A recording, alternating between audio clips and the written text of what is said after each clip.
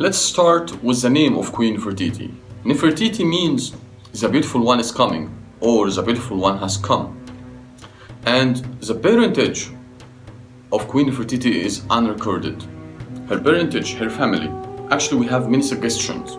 First one says that Queen Nefertiti was a princess, came from Syria to marry King Akhenaten as a diplomatic relationship. Other opinions suggest that no, she was daughter of courtier. His name is Ai, and Ai was one of relatives of King Akhenaten. So the origin of Queen Nefertiti is still a mystery. After the name and the origin of Queen Nefertiti, let's talk about her life. Queen Nefertiti, as we know, she was wife of King Akhenaten, and she bore for him 6 daughters. One of them, Ankh-Esenba-Iten, who became later the wife of the Golden King, Tutankhamun. We have a lot of scenes shows Queen Nefertiti was King Akhenaten. For example, the 2 stelae from the Egyptian Museum.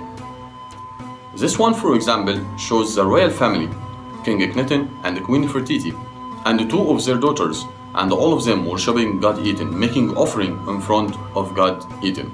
And here we have to mention that King Akhenaten made a religious revolution. He rejected all the gods and goddesses in ancient Egypt and believed in one God, God Eden.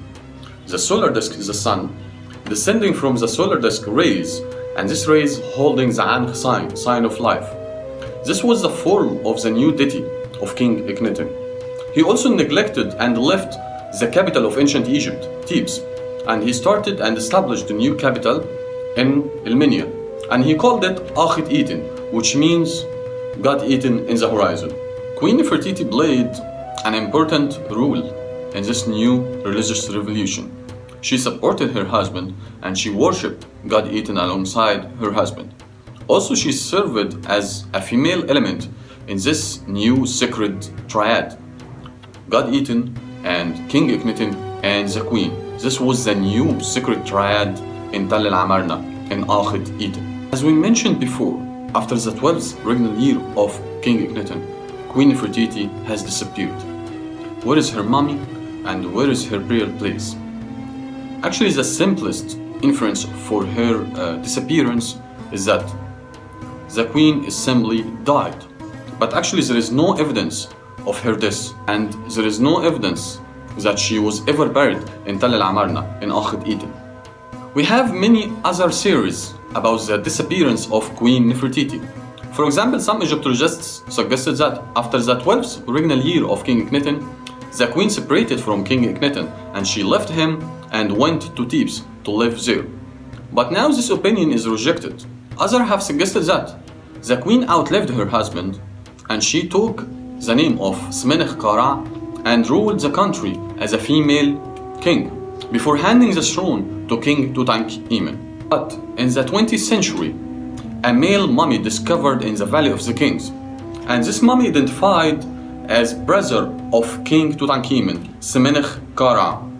So Queen Nefertiti and Smenech Kara, they are not likely the same person. They are not the same person. In the early of the 21st century, the attention has focused upon a mummy for young lady discovered in the tomb of King Amenhotep II, and they thought that this mummy for Queen Nefertiti. Finally, we discovered the mummy of Queen Nefertiti.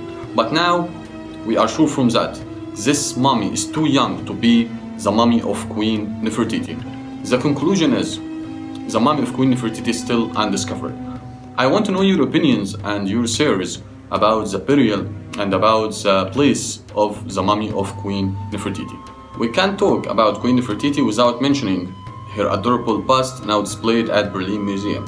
This bust discovered by Ludwig Burckhardt in 1912, and he discovered it in the gallery of the artist Thutmose. Thutmose was the royal sculptor of King Akhenaten. We discovered many beautiful artifacts in this gallery. Thank you for watching.